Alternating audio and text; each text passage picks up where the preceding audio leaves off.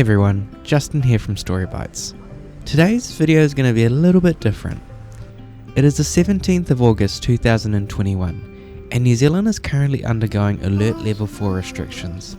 The first time we've found ourselves in this predicament in over a year. However, it's a sobering reminder that no one is immune, not even an island secluded from the rest of the world with only 5 million people. Taking a step away from the macro of the numbers to the micro of the community in Auckland, this video is simply our way of supporting the Auckland restaurants doing it hard at the moment.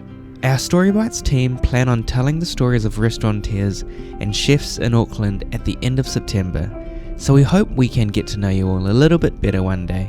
But for now, this is our 2-day adventure exploring what Auckland had to offer earlier last month. Our crew arrived in Auckland pretty late on Friday night, so it's safe to say we didn't worry too much about supper. The next day, our first stop was Candy Shop.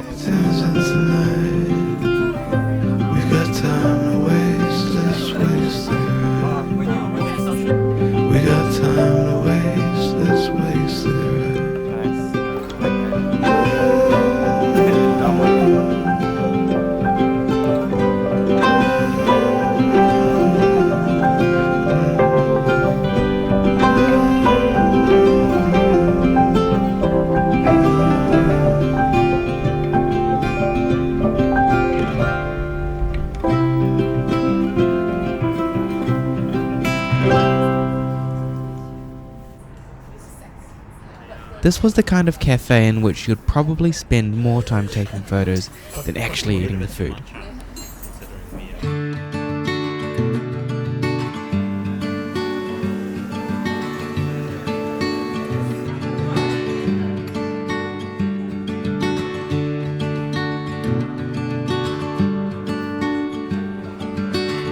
Well, maybe that was just me.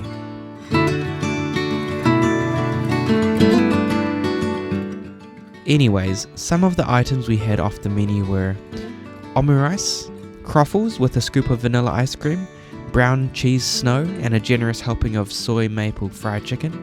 Another permutation of the croffle was with a side of candied bacon, caramelized banana, espresso mascarpone and white chocolate crumb. Fillet o prawn which came with a prawn patty. It took me back to the time I went to McDonald's in Japan and had the ebi burger, and matsu soba.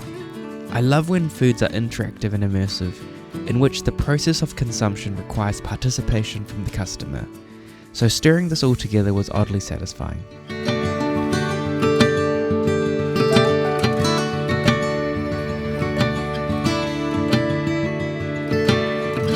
Then we walked over to Westfield New Market.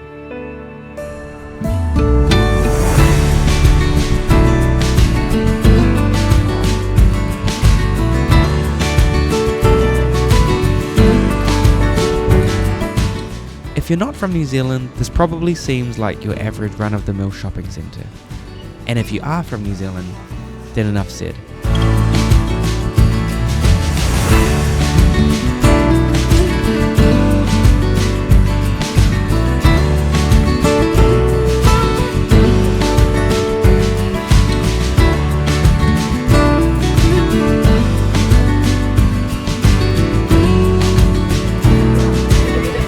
Okay, wait. I gotta just add one more thing. There is a freaking Chinatown in Westfield. A pretty brave move for a historically Western-driven economy, but a direction I like the sound of. Exotic fruits, tea leaves, and weird snacks. I think this might be my sanctuary during lockdown. If only. After some deliberation, we crossed the road and headed to Ajisen Ramen.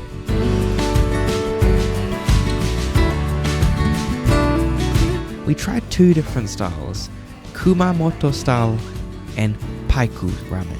The rich and creamy broth stuck onto the freshly made ramen noodles perfectly. At this point, I think it was fair to say that we were all pretty satisfied.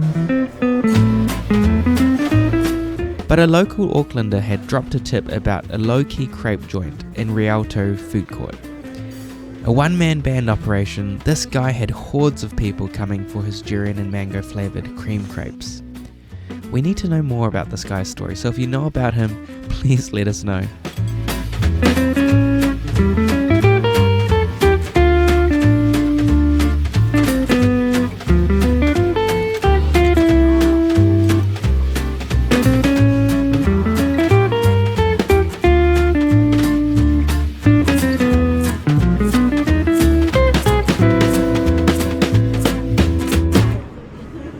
Fast forward 4 hours or so, and we heard a lot of things about this corn dog joint that sold traditional Korean style corn dogs.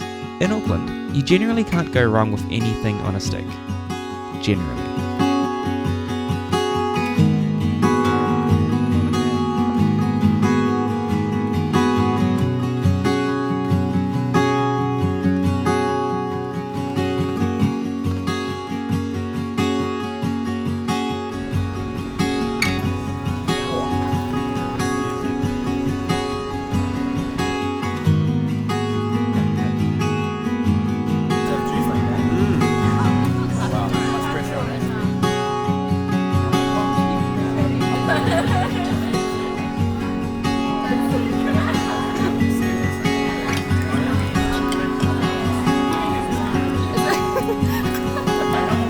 The last time I did this was with the banana.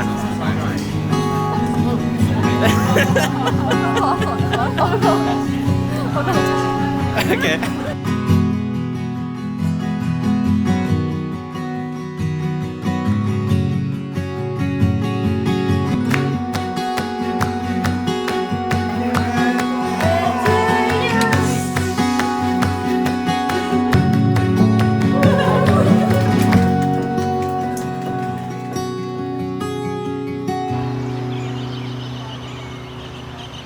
Federal Delicatessen.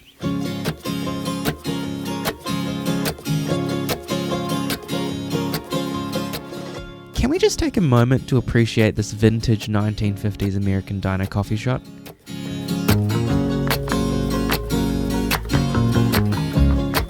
Okay, enough of coffee. Look at this sandwich. Pure joy is one way of putting it. But to break it down, you've got perfectly sliced bread holding together a clever slab of chicken salad with a crispy layer of pressed chicken skin to ensure that every bite is memorable. This was a pre-brunch brunch, if there was ever such a thing. So after this, we delved into dim sum culture at Sunworld Chinese restaurant. Hot tip, the magic equation for ordering dim sum is the number of diners multiplied by 2.5. As these are relatively small dishes, you want as much variety as possible, and Sunworld did not disappoint.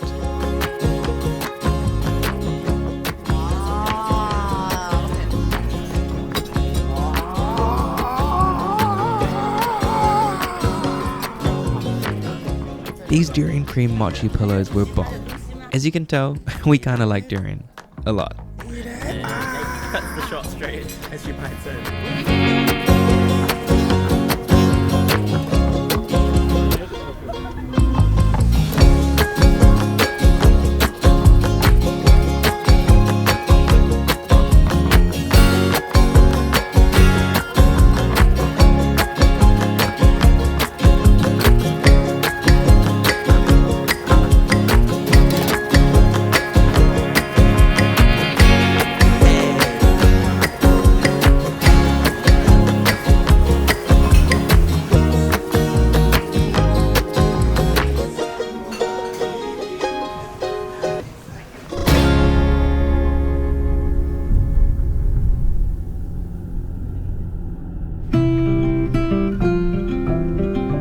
To finish off the trip, we went to Blossom Court, a quaint yet bustling Malaysian restaurant in Panmure that simply reminds you of the integrity for tradition, baked within the folds of this multicultural nation. Nestum prawns, char kway teow, and Hainan chicken. Anyways, on behalf of the StoryBites team, I just wanted to personally extend my support to all the restaurants in Auckland persevering through their extended lockdown period right now, and hope that one day in the very near future, we'll be able to learn more about your culture, people, and food.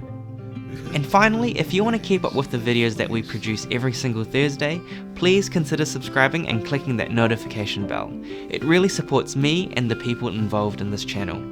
We so appreciate you, and we can't wait to see you again. My name is Justin, and this is StoryBites, sharing our love for people and food, one bite at a time. See you next week.